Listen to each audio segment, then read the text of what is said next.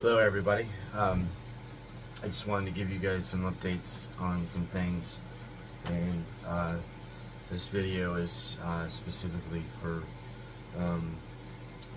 veterans who are trying to seek mental health services like myself, and I hope to give them some sort of information, or you guys some information about some of these programs. The residential program, I'd spoken to my therapist, my doctors, and they decided to actually put me into a different program. It's called Dialectical Behavioral Therapy, DBT therapy, and so it's actually longer. It's actually a little bit more intense. It's 6 months long, and it's meet every week.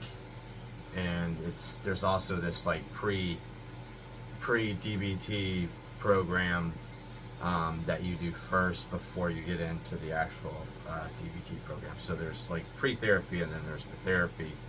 And I just wanted to walk through some of this. So my doctor had spoke to me that every day in this program you're going to be filling out this card. I don't know if you guys can see that. It might be backwards, but it's a diary card. So on here it just talks about, like, it has so like bad feelings like suicidal ideation, self-harm, misery, and then it has like good emotions like joy, compassion, stuff like that. And it goes from like 1 to 5, and 5 being very extremely strong, and 1 or 0 not being at all. So it goes from 0 to 5. Sorry, because I'm new to this, so I'm looking at this as I'm talking about it. But I'm excited to start the program.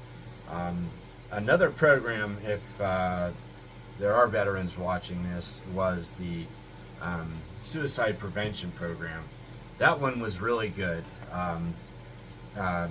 And maybe even if you're not there at that point, but it's good to go through that program because it gives you some one-on-one treatment, some one-on-one therapy, and they really go through and walk through some different techniques for you to utilize, and include, so like replacing negative coping mechanisms with positive coping mechanisms. So, and I will say to any veterans listening, or anyone for that fact, if you are considering stopping alcohol or not drinking alcohol anymore, if you're considering that, I would highly recommend it. One of the best decisions I've ever made in my life was stop drinking alcohol. Was putting that, especially going through these treatments, and it's been about 2 months for me now, but going through these treatments, and if you still have all these negative coping mechanisms, it's really hard to make any sort of positive change. So I felt one of the best decisions I made was stopping that portion, and it's been one of the best decisions for me. It may not work for everybody, but for me it's worked wonders.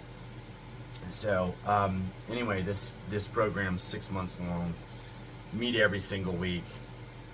The other program I just recently got into is it's called Poly TBI, and TBI stands for traumatic brain injury. So I'm enrolled in that one as well, so I'm going to try to give videos every single week, just giving updates and talking about these things. So one thing I wanted to talk about as well is so like what's leading to these programs, all these programs, is things that we experience. And some people aren't in the military watching these videos, that they never were, but it doesn't mean that you won't be exposed to traumatic events. So if you are exposed to traumatic events, I think you would understand and respect that going through some form of treatment would be extremely beneficial for you. Now, in law enforcement, they really recently started to kind of look at this a little bit more in depth, but I feel like there's a lot more that they could do and more that they should do. The Maryland state at least passed a bill that said that every 2 years an officer has to be evaluated psychologically. But what does that mean?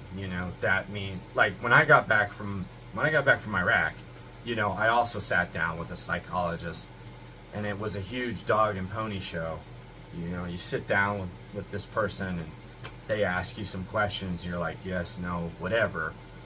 And they can prescribe medications if they want, and some of them would. And one of the biggest things that discouraged me from taking medications was seeing my fellow Marines on them, because some of these guys, you worked with them, and then all of a sudden they're this different, like, zombie-like person, and so it discouraged me from taking medications. But that was another one of the best decisions of my life, was actually trying to utilize medications to help me in my treatments. So it actually ended up positive for me, but it may not work for others. But that's one of the points that I wanted to make. But anyway, going on to the law enforcement side of things, I know that I feel like as a society we should do better for mental health in general, not just law enforcement and military, but for everyone. I mean, I worked in the schools, and I know it could be better for the school children that go there. I know it could be better for the adults. I know it could be better for just every citizen living in this country or around the world. We should be able to take mental health to a more serious approach.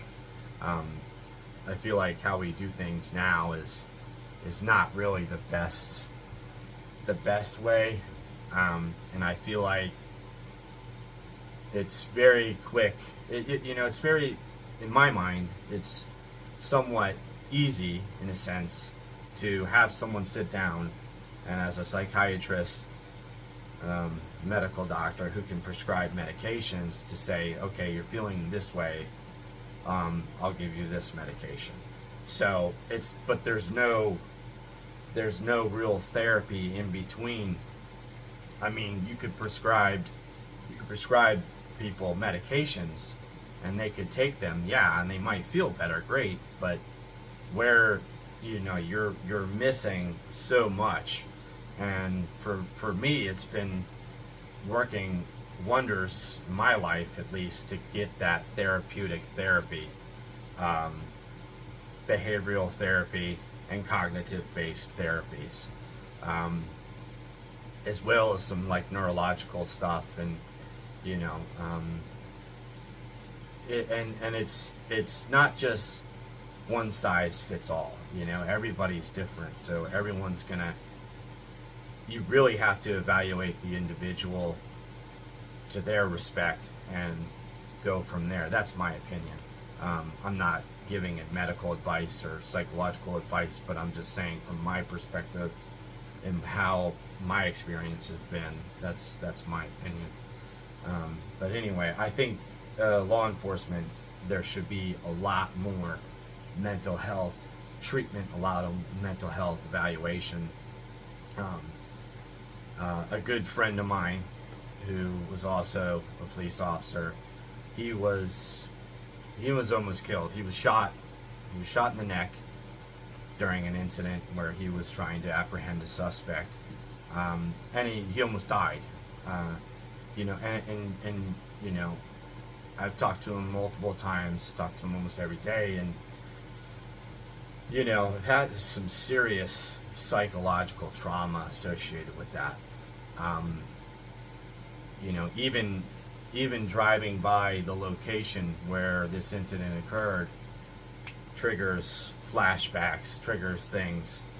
And you have to work through that. You have to be able to work through it and help yourself to cope. Not saying it just disappears, but it's there. And I've been in traumatic incidences in my police career, a lot of them, more than several lifetimes over. But I have to deal with those. And my point is you have police officers who are police officers now who have all this trauma, who may be struggling to try and cope. And one of the ways that they cope, one of the biggest ways that I feel like military and law enforcement cope, and first responders for this respect, is alcohol. They turn to the bottle, and I'm speaking from my own experiences. That is where you could go to numb out completely and, in a sense, try to get away from it all. But we all know that that doesn't happen, and it just comes back more intense. At least for me it did. Maybe some of you folks might agree out there, but good God, I mean, are there any treatments for, alcohol and substance use in law enforcement? Sure, but you have to go and dig and dig and dig and dig, and these programs aren't super readily available. And that's my point, is that we need to take a greater stand, a greater position on doing more and offering more to our first responders, military. Not just every 2 years you sit down with a psychologist, and you do happy feelings session, where you sit down with this person, presumably, and they just go through a series of questions. One of the worst things, and I've been through this, one of the worst things to feel like is you're just a number, right? You're just there in a chair and you feel just like a number. And you can tell that the psychologist has been doing this all day long or all year long, and they're somewhat burned out from it, and they just kind of throw their hands up in the air and they're like, well, I'm glad to see you here, but I need to move on to the next person, so hurry up and tell me what your problem is so I can try to fix it. But not every problem can be fixed. Sometimes you just need someone to open space for you and just kind of listen. So anyway, I'm going to be making some more videos here. If you guys like it, like and subscribe. I appreciate that. It does wonders for me, and honestly I love talking about this stuff. And I've talked to my doctors about this, actually. One of the ways that I positively cope is making these videos. That's one positive coping mechanism for me, is sharing this to everybody. So if everyone likes this stuff, thank you. I appreciate you listening. And there is something that you want to know or have questions, just put it in the comments below and I'll try to get to that. So I hope everyone has a blessed day. Thank you for listening, and take care. Bye.